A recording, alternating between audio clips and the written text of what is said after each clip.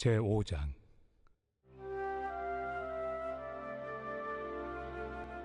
그러므로 우리가 믿음으로 의롭다 하심을 받았으니 우리 주 예수 그리스도로 말미암아 하나님과 화평을 누리자. 또한 그로 말미암아 우리가 믿음으로 서 있는 이 은혜에 들어감을 얻었으며 하나님의 영광을 바라고 즐거워하느니라. 다만 이뿐 아니라 우리가 환난 중에도 즐거워하나니 이는 환난은 인내를, 인내는 연단을, 연단은 소망을 이루는 줄 알미로다.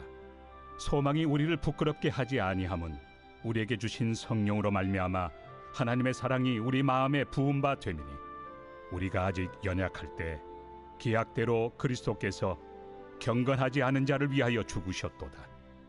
의인을 위하여 죽는 자가 쉽지 않고 선인을 위하여 용감히 죽는 자가 혹 있거니와 우리가 아직 죄인 되었을 때 그리스도께서 우리를 위하여 죽으심으로 하나님께서 우리에 대한 자기의 사랑을 확증하셨느니라. 그러면 이제 우리가 그의 피로 말미암아 의롭다 하심을 받았으니 더욱 그로 말미암아 진노하심에서 구원을 받을 것이니 곧 우리가 원수 되었을 때 그의 아들의 죽으심으로 말미암아 하나님과 화목하게 되었은즉 화목하게 된 자로서는 더욱 그의 살아나심으로 말미암아 구원을 받을 것이니라. 그뿐 아니라 이제 우리로 화목하게 하신 우리 주 예수 그리스도로 말미암아 하나님 안에서 또한 즐거워하느니라. 오늘은 우리가 로마서 5장 1절에서부터 5절에 있는 말씀을 같이 한번 보길 원합니다. 성경에서 자주 나오는 단어 중에 하나가 있다면 그것은 그러므로라는 접속사일 것입니다. 바울의 서신서를 보면 특히 그러므로라는 접속사가 많이 사용되는데요. 이 그러므로라는 접속사가 가지고 있는 용법이 무엇이냐 하면 앞선 내용이 원인이거나 이유가 되어 뒤따르는 내용이 결과가 됨을 나타내는 단어이지 않습니까? 오늘 우리가 보는 로마서 5장 1절에도 보시면 사도 바울은 그러므로라는 접속사를 사용하면서 서두를 시작합니다. 바로 무엇을 짐작할 수 있냐 하면은요, 4장까지의 내용에 따른 결과가 이제 5장부터 기록될 것이다 라는 내용을 우리에게 암시해주고 있습니다. 바울은 4장까지 인류의 보편적인 죄와 그에 대한 하나님의 심판에 대한 경고, 그리고 그 위기를 극복할 새로운 방식으로 믿음, 바로 의라는 것을 제시했는데요. 믿음으로 의롭다함을 받는 것이 과연 무엇인지, 그리스도를 믿는 믿음이 무엇인지에 대한 원인들을 앞에서 다뤘다면, 이제부터는 그리스도를 믿는 믿음의 삶이 무엇인지에 대해 다루고 있습니다. 율법에 비추어 불의한 인간이 믿음으로 의롭다함을 얻는데, 그렇다면 그러한 자들이 누리는 삶의 열매는 무엇인가 라는 것이 오늘 우리가 함께 볼 내용입니다. 먼저 1절을 같이 한번 보겠습니다.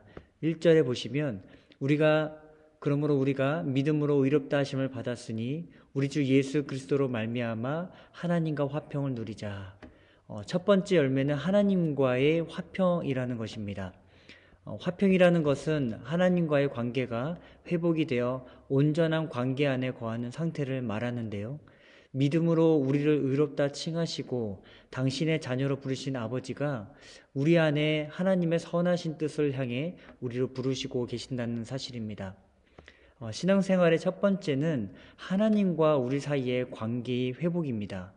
우리가 성도로 살면서 하나님을 생각할 때 불안하고 두렵고 근심이 많으면 안 된다는 것입니다.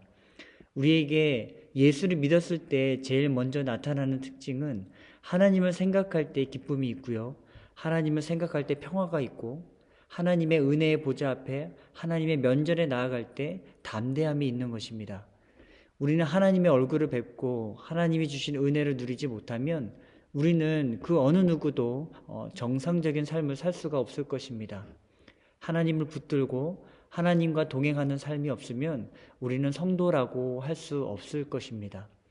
어거스틴이 이런 기도를 하지 않았습니까?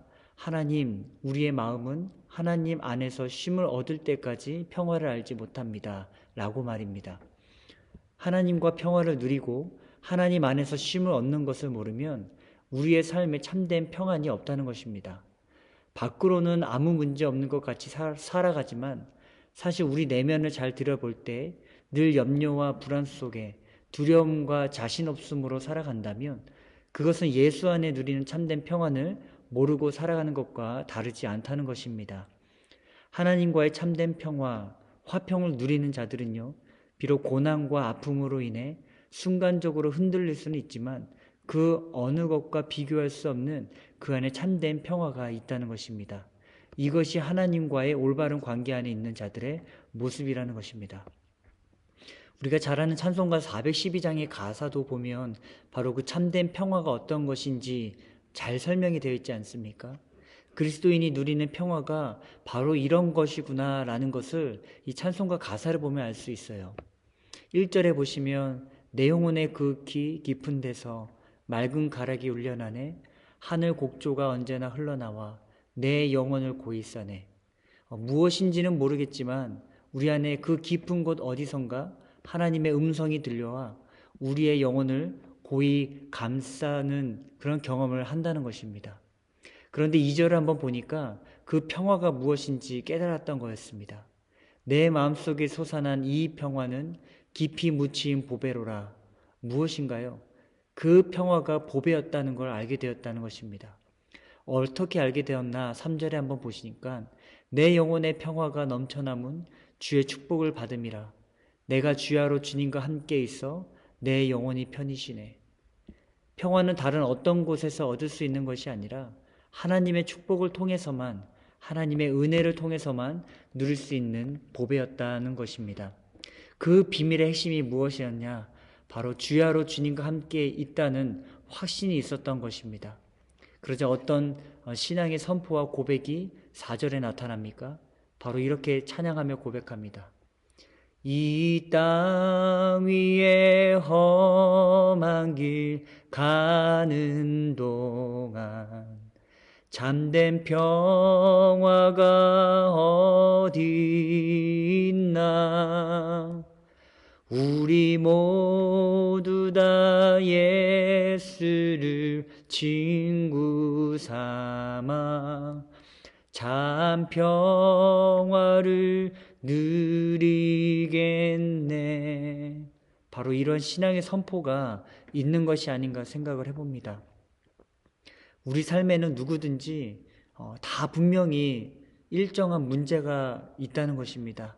그럴 때 그런 문제를 어떻게 다룰 수 있느냐는 것은 평화의 핵심이 우리 안에 있느냐 없느냐라는 것입니다. 비록 우리는 잠깐 우리가 마음이 흔들릴 수 있고 이해할 수 없는 상황으로 어려움을 겪고 괴로워할 수는 있지만 빼앗길 수 없는 평화와 자유가 우리 안에 있다는 것입니다. 그 첫 번째 출발이 하나님과 우리 사이의 평화, 화평을 누린다는 것입니다. 그러므로 하나님과의 평화는 우리의 모든 삶에 의존하는 가장 기초가 되는 것임에 틀림없다는 것입니다. 그렇다면 두 번째는 무엇입니까? 두 번째는 하나님의 영광을 바라고 즐거워하게 된다는 것입니다. 이것이 바로 두 번째 믿음, 그 의로 맺는 열매라는 것입니다. 본문 2절 한번 보시면 또한 그로 말미암아 우리가 믿음으로 서 있는 이 은혜에 들어감을 얻었으며 하나님의 영광을 바라고 즐거워하느니라. 하나님의 영광이라는 주제는 기독교에 있어 매우 중요한 주제 중에 하나인데요. 바울은 그 주제를 어떻게 한다고 합니까? 바라고 즐거워한다라고 합니다. 사실 하나님의 영광이라고 할 때 늘 같이 나오는 단어가 있는데요. 로마서 11장에 보시면 36절에 이는 만물이 주에게서 나오고 주로 말미암아 주에게로 돌아갑니다. 그에게 영광이 세세 있을지어다. 아멘. 영광과 한 몸처럼 붙어 다니는 단어가 있다면 세세 영원토록 있을지어다 라는 것입니다. 로마서 16장 27절에도 보시면 지혜로우신 하나님께 예수 그리스도로 말미암아 영광이 세세 무궁하도록 있을지어다. 아멘이라고 나옵니다. 빌립보서 4장 19절부터 20절에도 이렇게 기록을 합니다. 나의 하나님이 그리스도 예수 안에서 영광 가운데 그 풍성한 대로 너희 모든 쓸 것을 채우시리라. 20절에 하나님 곧 우리 아버지께 세세 무궁하도록 영광을 돌릴지어다. 아멘 이라고 합니다. 그 외에 히브리서 11장에도 바로 영광과 세세 무궁하도록이 또 세트로 등장을 하는데요. 어느 책에 보니까 이런 내용이 있었습니다. 세상에서 명예와 영광은 한때이지만 하나님의 영광은 끝이 없다. 정말 그런 것 같습니다. 이 땅에 살아가는 인간들은 늘 명예와 영예를 추구하며 살아가지만 그런 것들은 다 한때이지 않습니까? 대통령의 자리는 어떻습니까? 길어야 5년입니다. 미국은 8년인데요. 그 명예와 영예의 자리를 쟁취하기 위해 얼마나 많은 노력과 애씀을 통해 그 자리를 기를 수가 없지만 영원한 자리는 아니라는 것입니다. 잠시 잠깐 누리는 명예와 영광일 뿐이라는 것입니다. 세상이 주는 명예와 영광은 잠시 높았다 또 어느 때에 낮아지고 하는 것이지만 하나님의 영광은 영원하다라는 것입니다. 세세 무궁토록 영원한 것이죠. 하나님의 영광을 다룰 때 또 함께 등장하는 단어가 있습니다. 그것은 고난이라는 것인데요. 좀 더 정확히 표현하면 성경은 하나님의 영광을 다룰 때 고난이라는 주제도 같이 다루어진다라는 것을 볼 수가 있습니다. 고린도후서 4장 17절에 보시면 우리가 잠시 받는 환난에 경한 것이 지극히 크고 영원한 영광에 중한 것을 우리에게 이르게 함이니. 우리는 하나님의 영광이라는 단어를 생각할 때 믿음으로 은혜에 들어감을 입었기 때문에 하나님의 영광, 하나님의 속성과 형상을 바라보며 즐거워하느니라까지만 하면 정말 딱 좋겠는데 3절부터 무엇이 나오냐 하면은 다만 이뿐 아니라 우리가 환난 중에도 즐거워하나니 이는 환난의 인내를 이라고 말씀은 기록하고 있습니다. 여기 보시면 다만이라는 부사를 붙이면서 무엇을 강조하냐면 환난을 강조하고 있다는 것입니다. 우리는 늘 고난이 없는 삶을 늘 꿈꾸지만 성경 우리에게 이 고난이라는 주제를 반복적으로 다뤄냅니다. 그리고 그 고난의 길이가 얼마나 길든지 또 고난의 길이가 짧든지 그 고난이 어떤 것일지라도 우리 안에 기다리는 영광과는 비교할 수 없다라고 사실은 말씀하고 있습니다. 그렇다면 왜 하나님은 영광과 고난을 하나의 주제로 다뤄내셨을까요? 이는 하나님의 영역으로 우리를 초대하기 위함이 아닌가 생각을 해봅니다. 우리가 복음을 이해할 때 기억해야 할 것이 있는데요. 그것은 복음이 과연 어디서부터 출발했냐라는 것입니다. 여러분, 복음은 진공 상태에서 출발하지 않았습니다. 복음의 출발점은 바로 십자가 위에서 출발했습니다. 바로 조롱받는 자리, 목숨을 빼앗기는 자리, 손가락질 당하는 자리, 창으로 옆구리를 찔리는 자리에서부터 복음은 시작이 되었습니다. 죄인인 우리는 우리의 이해와 욕심과 조건을 깨고 하나님의 뜻으로 인도되는 과정을 싫어하지 않습니까?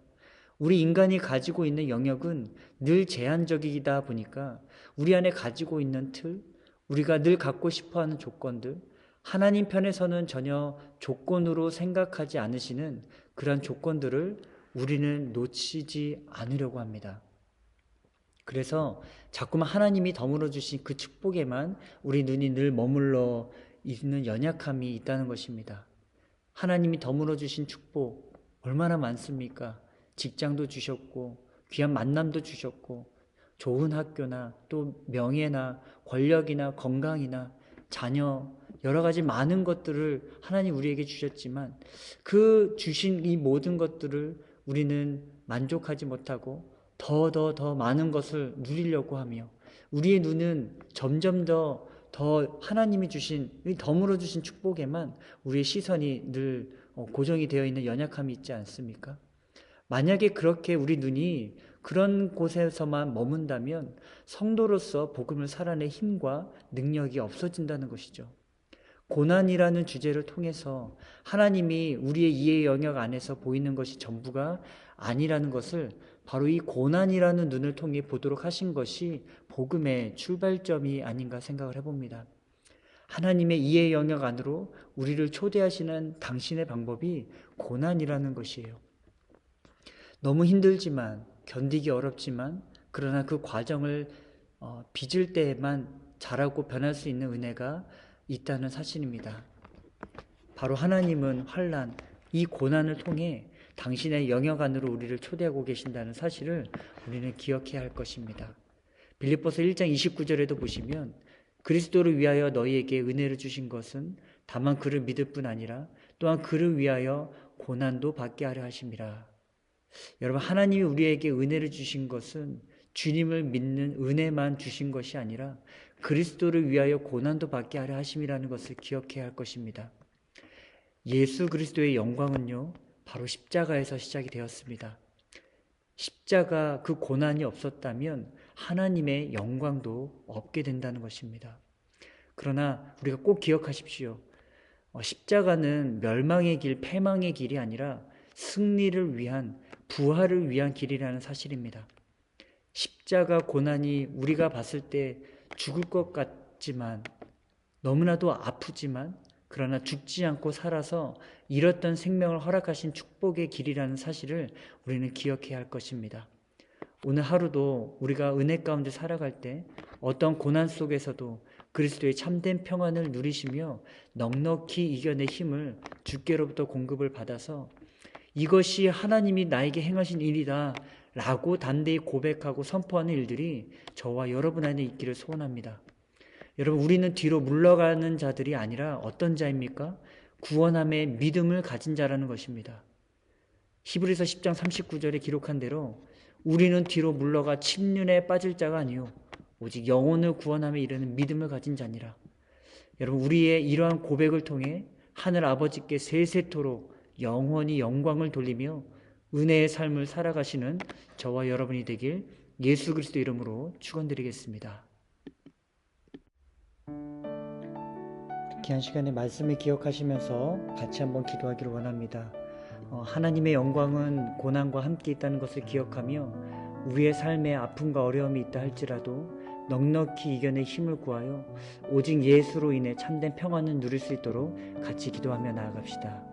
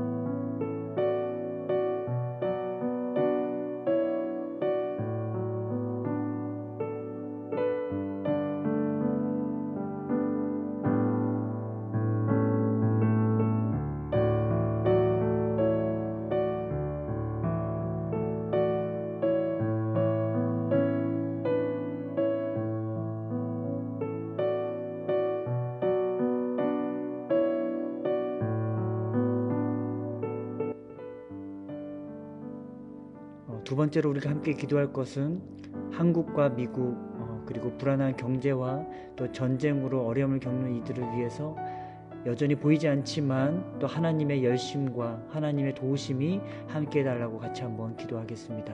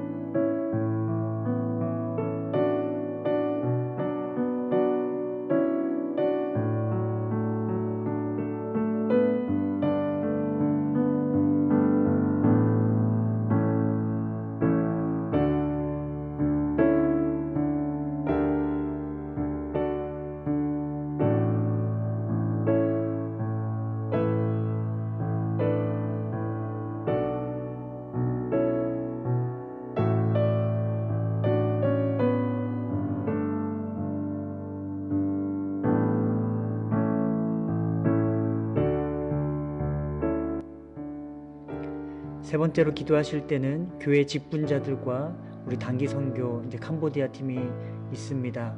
그리고 개편된 목장, 구사축 행사와 다음 세대, 나아가 우리 해외 선교사님들을 위해서 같이 기도하며 나가겠습니다.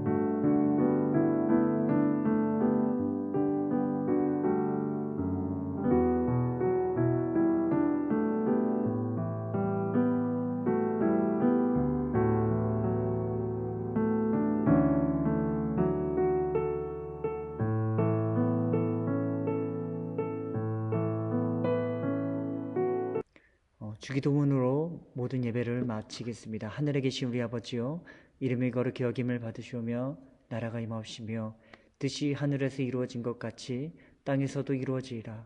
오늘날 우리에게 일용할 양식을 주옵시고 우리가 우리에게 죄진 자를 사하여 준 것 같이 우리의 죄를 사하여 주옵시고 우리를 시험에 들게 하지 마옵시며 다만 악에서 구하옵소서. 나라와 권세와 영광이 아버지께 영원히 있사옵나이다. 아멘.